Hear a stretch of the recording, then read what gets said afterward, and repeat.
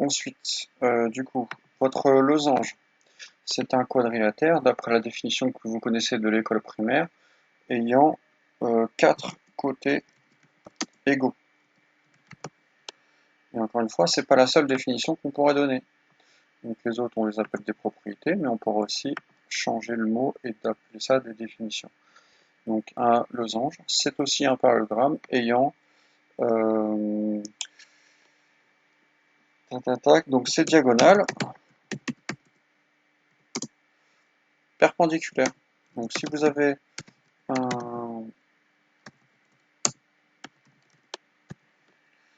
un parallélogramme qui a sa diagonale perpendiculaire, automatiquement, ça donnera un losange.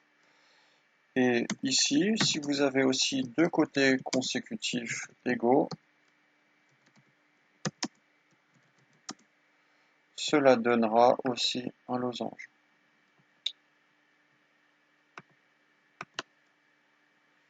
Ensuite, un carré, définition d'école primaire, c'est un quadrilatère ayant 4 angles droits et 4 côtés égaux.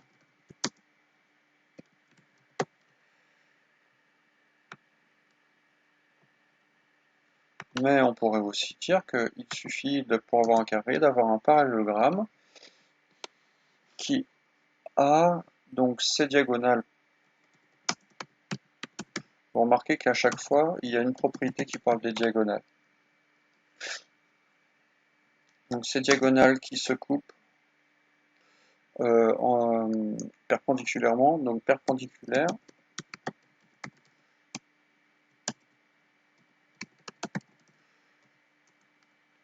Et ça suffit pas qu'elles soient perpendiculaires, sinon ça pourrait former un rectangle.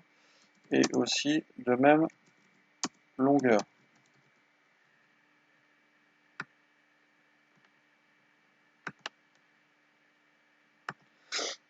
On pourrait aussi dire qu'un carré, c'est un parallélogramme ayant deux côtés consécutifs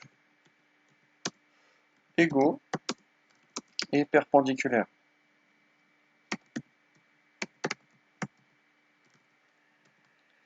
Donc si vous tracez une figure avec deux côtés consécutifs égaux et perpendiculaires, et en plus vous refermez la figure de telle sorte que ce soit un parallélogramme, alors forcément vous obtiendrez un carré. Donc méfiance dans les propriétés, ici à chaque fois on parle de parallélogramme, alors que dans la définition d'école primaire on parle toujours de quadrilatère. Et ça c'est vrai dans chacune des propriétés. Vous voyez, je les ressouligne en rouge. Voilà ce qui forme le cours d'aujourd'hui. C'est un cours assez dense, parce que toutes ces propriétés-là, il faut les connaître. Donc je vais simplement vous laisser ça, le cours à compléter pour aujourd'hui, et commencer à apprendre les propriétés.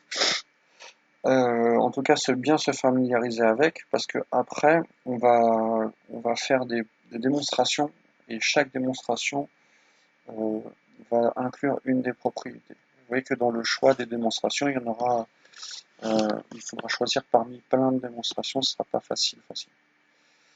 Voilà.